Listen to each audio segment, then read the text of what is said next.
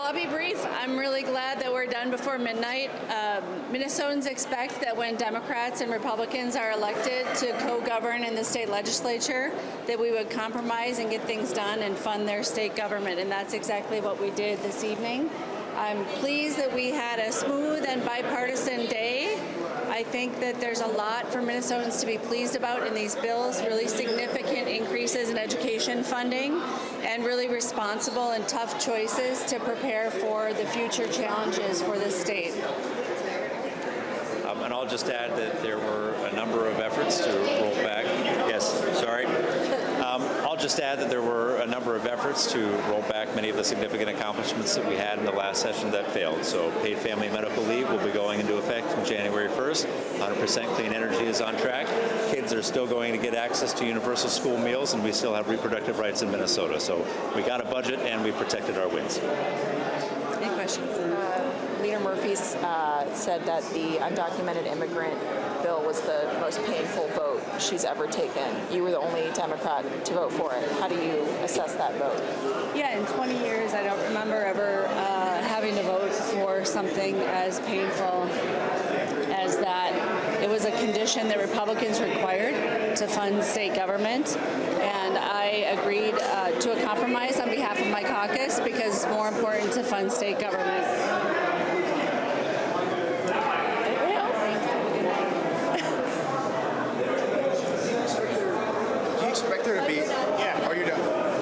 Still going. I just wondered, do you expect there to be another special session with the federal stuff? You come on a little closer there. I'm concerned about the federal government's budgetary actions, and I wouldn't be surprised if we're back here this fall. I hope that they will think better of what they're doing, and I hope they won't cause budget troubles for the state of Minnesota, but it looks like they're on track to force us to come back. I know this was hours ago at this point, but you were the only one that ultimately ended up voting for the cuts to undocumented health care. What was it like to take that on for your caucus? Did you view that as sort of a holding the compromise sacrifice for the rest of the members of your caucus? What was that vote like? You know, I'll continue to have health insurance, so I'm fine. What I worry about is the people who will lose their health insurance. I know that people will be hurt by that vote, and we worked very hard to try to get a budget deal that wouldn't include that provision. And we tried any other way we could to come to a budget agreement with Republicans, and they wouldn't have it. So, you know, I did what leaders do. I stepped up and I got the job done for the people of Minnesota. Do you think there's any chance they might have eventually given in if you kept trying to wear them down?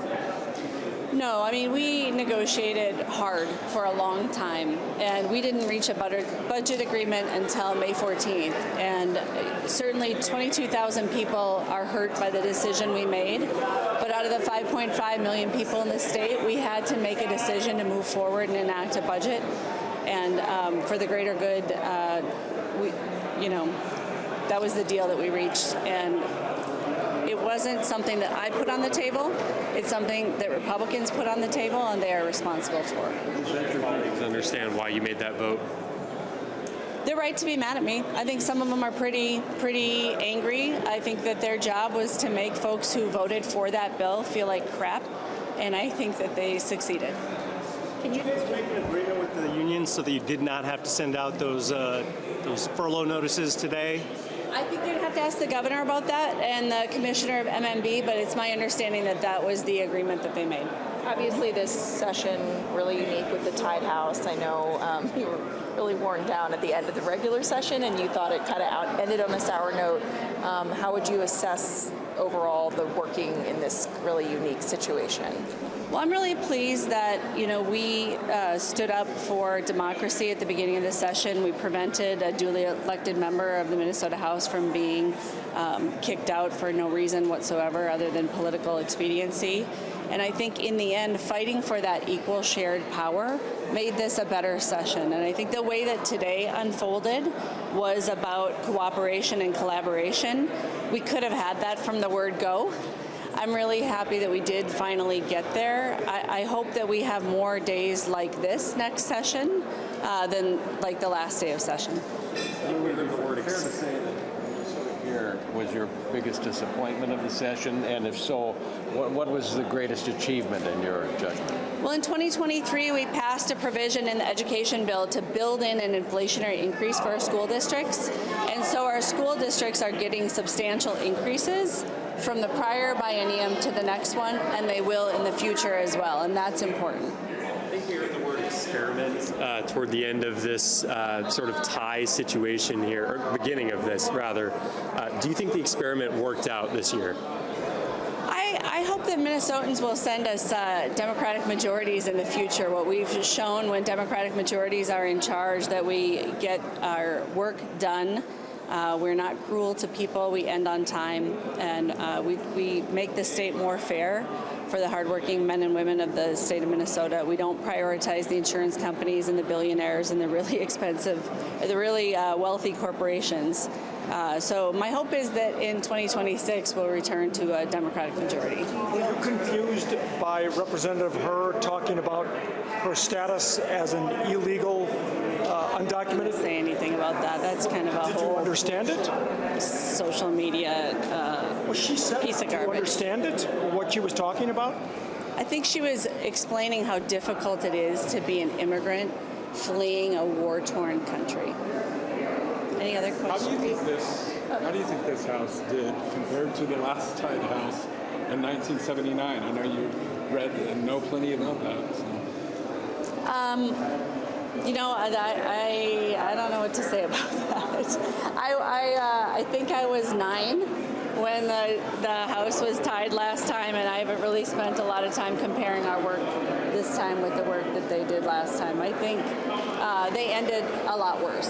You know, they did kick out a member. What about how long it took you guys to get things done? I mean, now that you're here now, did you think it would be longer?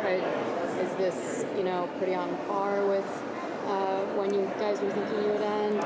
We're way ahead of the schedule from 2021, so I'm really happy that it's not the end of June. I'm really happy that we won't be seeing each other much during the rest of June. Maybe not at all. That'd be great. Do you think lawmakers had enough time to use the bills that they voted on today? They did. I mean, these bills are the compilation of 5 months of work. And in general, the bills have been seen. They've been posted for a long time. We were really insistent that those bills be posted as soon as they were final, and that the working groups have hearings. Some of them had a lot more hearings than others. But I think that the information was out there. You folks held the line on paid family medical and earned sick and safe. Are you going to be able to hold that line, do you think, now in future sessions? Well, the great thing is we have a budget, and so we got a state budget in place, and we protected those wins from 2023. Do you feel like you largely protected the trifecta's agenda? Definitely. All right. I'll let Thank everybody you. know.